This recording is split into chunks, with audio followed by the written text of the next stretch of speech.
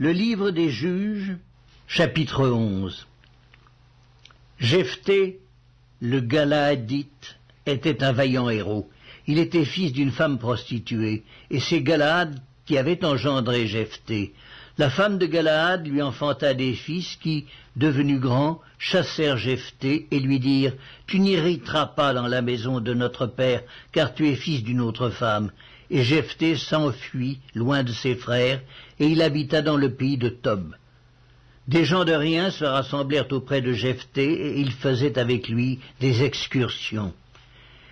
Quelque temps après, les fils d'Ammon firent la guerre à Israël. Et comme les fils d'Ammon faisaient la guerre à Israël, les anciens de Galaad allèrent chercher Jephthé au pays de Tob. Ils dirent à Jephthé, « Viens, tu seras notre chef, et nous combattrons les fils d'Ammon. » Jephthé répondit aux anciens de Galaad, « N'avez-vous pas eu de la haine pour moi, et ne m'avez-vous pas chassé de la maison de mon père? Pourquoi venez-vous à moi maintenant que vous êtes dans la détresse ?» Les anciens de Galaad dirent à Jephthé, « Nous revenons à toi maintenant afin que tu marches avec nous, que tu combattes les fils d'Ammon et que tu sois notre chef, celui de tous les habitants de Galaad. » Jephthé répondit aux anciens de Galaad, « Si vous me ramenez pour combattre les fils d'Ammon et que l'Éternel les livre devant moi, je serai votre chef. » Les anciens de Galaad dirent à Jephthé, « Que l'Éternel nous entende et qu'il juge, si nous ne faisons pas ce que tu dis. » Et Jephthé partit avec les anciens de Galaad. Le peuple le mit à sa tête et l'établit comme chef, et Jephthé répéta devant l'Éternel, à Mitzpa, toutes les paroles qu'il avait prononcées. Jephthé envoya des messagers au roi des fils d'Ammon pour lui dire, « Qu'y a-t-il entre moi et toi, que tu viennes contre moi pour faire la guerre à mon pays ?» Le roi des fils d'Ammon répondit aux messagers de Jephthé, « C'est qu'Israël, quand il est monté d'Égypte, s'est emparé de mon pays, depuis l'Arnon jusqu'au Jabbok et au Jourdain. Rends-le maintenant de bon gré. » Jephthé envoya de nouveau des messagers au roi des fils d'Ammon pour lui dire, « Ainsi parle Jephthé, Israël ne s'est point emparé du pays de Moab ni du pays des fils d'Ammon, car lorsqu'Israël est monté d'Égypte, il a marché dans le désert jusqu'à la mer Rouge, et il est arrivé à Kadès. Alors Israël envoya des messagers au roi d'Édom pour lui dire, « Laisse-moi passer par ton pays. » Mais le roi d'Édom n'y consentit pas. Il envoya aussi au roi de Moab, qui refusa, et Israël resta à Kadès. Puis il marcha par le désert, tourna le pays d'Édom et le pays de Moab, et vint à l'orient du pays de Moab. Ils campèrent au-delà de l'Arnon, sans entrer sur le territoire de Moab, car l'Arnon est la frontière de Moab. Israël envoya des messagers à Sion, roi des Amoréens, roi de Hesbon, et Israël lui dit, « Laisse-nous passer par ton pays jusqu'au lieu où nous allons. » Mais Sion n'eut pas assez de confiance en Israël pour le laisser passer sur son territoire. Il rassembla tout son peuple, campa à Jahatz et combattit Israël. L'Éternel, le Dieu d'Israël, livra Sion et tout son peuple entre les mains d'Israël qui les battit. Israël s'empara de tout le pays des Amoréens établis dans cette contrée. Ils s'emparèrent de tout le territoire des Amoréens depuis l'Arnon jusqu'à Jabbok et depuis le désert jusqu'au Jourdain.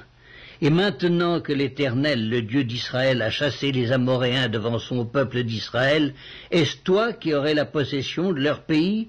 Ce que ton Dieu Kémosh te donne à posséder, ne le posséderais-tu pas? Et tout ce que l'Éternel notre Dieu a mis en notre possession devant nous, nous ne le posséderions pas? Vaux-tu donc mieux que Balak, fils de Tsippor, roi de Moab?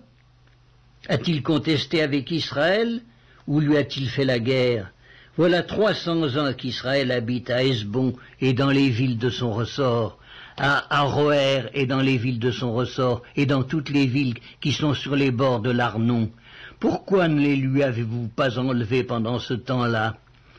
Je ne t'ai point offensé, et tu agis mal avec moi en me faisant la guerre. Que l'Éternel, le juge, soit aujourd'hui juge entre les enfants d'Israël et les fils d'Ammon. Le roi des fils d'Ammon n'écouta point les paroles que Jephthé lui fit dire. L'esprit de l'Éternel fut sur Jephthé. Il traversa Galaad et Manassé. Il passa à Mitzpé de Galaad, et de Mitzpé de Galaad il marcha contre les fils d'Ammon.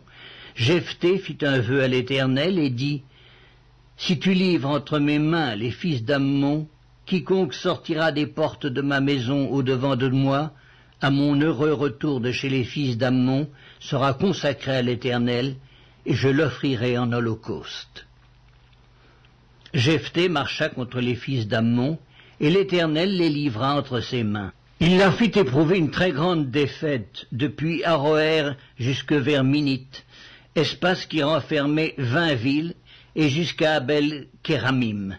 Et les fils d'Ammon furent humiliés devant les enfants d'Israël. Jephthé retourna dans sa maison à Mitzpa, et voici sa fille sortit au-devant de lui avec des tambourins et des danses. C'était son unique enfant, il n'avait point de fils et point d'autre fille. Dès qu'il la vit, il déchira ses vêtements et dit, « Ah, ma fille, tu me jettes dans l'abattement, tu es au nombre de ceux qui me troublent. J'ai fait un vœu à l'Éternel et je ne puis le révoquer. » Elle lui dit, « Mon père, si tu as fait un vœu à l'Éternel, traite-moi selon ce qui est sorti de ta bouche, maintenant que l'Éternel t'a vengé de tes ennemis, des fils d'Ammon. » Et elle dit à son père, « Que ceci me soit accordé, laisse-moi libre pendant 2 mois. Je m'en irai, je descendrai dans les montagnes et je pleurerai ma virginité avec mes compagnes. » Il répondit, « Va. » Et il la laissa libre pour 2 mois. Elle s'en alla avec ses compagnes et elle pleura sa virginité sur les montagnes. Au bout des 2 mois, elle revint vers son père et il accomplit sur elle le vœu qu'il avait fait. Elle n'avait point connu d'homme. Dès lors s'établit en Israël la coutume que tous les ans les filles d'Israël s'en vont célébrer la fille de Jephthé, le Galaadite, 4 jours par année.